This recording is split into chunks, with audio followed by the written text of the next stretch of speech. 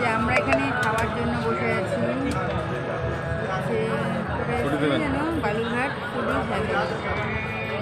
তো এখানে হচ্ছে খুব ভালো সিস্টেম করেছে ওনারা, নাম লিখে নিচ্ছে এবং সময় দিয়ে দিচ্ছে কত মিনিট পর আসতে হবে।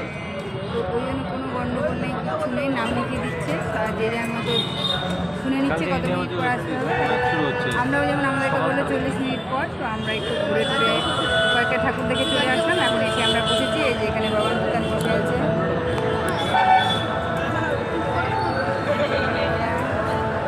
আর এই যে আমি আর এই যে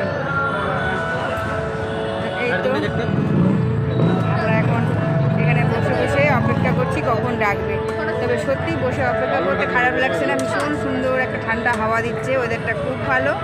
আর আমরা কয়েকটা ঠাকুর দেখে চলে আসলাম, এখন এসে এখন আমরা বসে পড়েছি।